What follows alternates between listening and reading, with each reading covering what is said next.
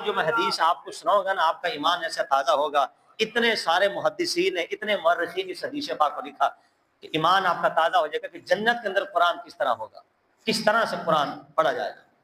اہل جنت کی اللہ تعالیٰ دعوت کرے گا. سبحان اللہ، ہائے ہائے ہائے. میزبان اللہ ہوگا، مہمان جنتی ہوں گے، اور ایک ایک جنتی کے آگے 80,000 برتن ہوں گے ایک بندے کے آگے. نبی پاک علیہ السلام نے منبر پر کھڑے ہو کے صحابہ کو حدیث پاک بیان کی اور فرمایا جب اس میں سے ایک لقمہ لے کے کھائے گا تو اس کا مزہ کچھ اور ہوگا، دوسرا لقمہ کھائے گا مزہ کچھ اور، تیسرا لقمہ مزہ کچھ اور. جیسے جیسے لقمے بڑھتے جائیں گے اس کے مزے اور چاشنی کے اندر اضافہ ہوتا جائے گا. پھر اللہ رب العزت ارشاد فرمائے گا ان کو جنتی لباس پہناؤ، جنتی لباس پہنایا جائے گا. پھر اللہ فرمائے گا ان کو جنتی خوشبو لگاؤ. اور پھر فرمایا کہ ایک جیسے وہ بارش ہوتی ہے، بارش کی طرح کستوری اہل جنت کے لوگوں کے اوپر نشاور کی جائے گی، کستوری میں نہا دیں گے. اور پھر اللہ فرمائے گا ان کو لے چلو، ان کو لے چلو جنت کا نغمہ سننے کے لیے. اللہ اپنی شایان جلوہ فرما ہوگا. کل انبیاء، کل رسول، کل اولیاء، کل اہل ایمان جنت وہاں پہ موجود ہوں گے. اللہ شاہ فرمائے گا ایک ممبر لاؤ، ایک ممبر وہاں رکھا جائے گا، ایک حور آئے گی اور اللہ فرمائے گا جنت کا نغمہ پڑھ. نغمے سے مراد ہے وہ اللہ کی توحید ہوگی، اللہ کی شان ہوگی.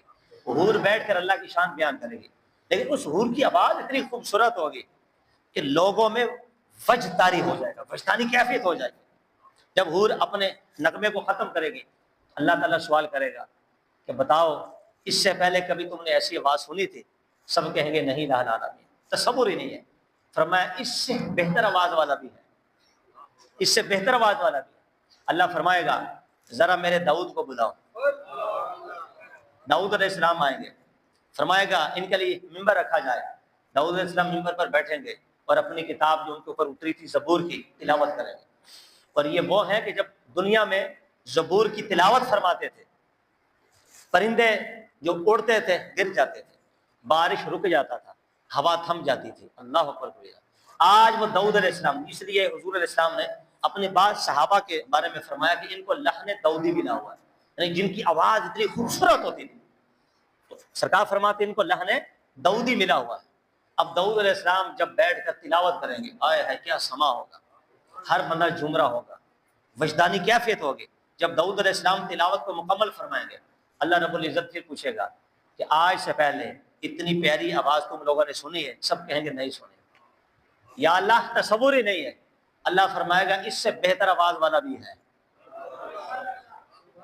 اب لوگ پوچھیں گے الہ العالمین وہ کون ہے؟ اللہ فرمائے گا ذرا میرے محبوب کو بلاؤ. فرمایا آج اللہ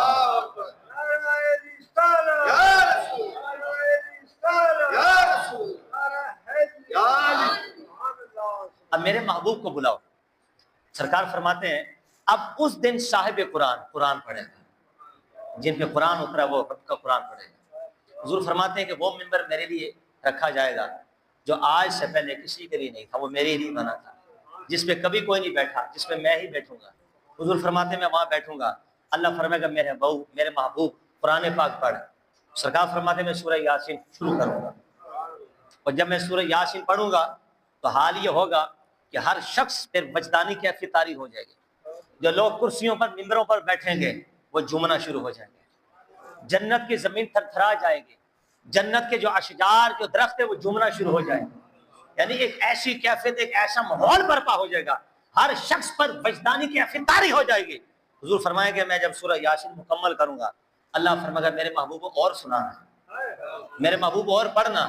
تو حضور کہتے ہیں میں پوچھوں گا الہ العالمین تو بتا اور کیا پڑھوں؟ تو اللہ فرمائے گا سورہ یاسین تو نے پڑھی ہے، اب ذرا سورہ طٰہٰ پڑھ کے سنا دیں. حضور فرماتے ہیں میں پڑھوں گا طٰہٰ ما انزلنا علیک القرآن لتشقیٰ. اب آپ غور کریں کہ جنہوں نے حور کی آواز کو سنا ہے، لحن داؤد کو سنا ہے، حضرت داؤد علیہ السلام کی آواز کو، حور کی آواز کو، سرکار کی آواز کو سنا، کیا ان کی کیفیت تھی، کیا ان کا حال ہوا جب سرکار سورہ طٰہٰ کی تلاوت مکمل فرمائیں گے؟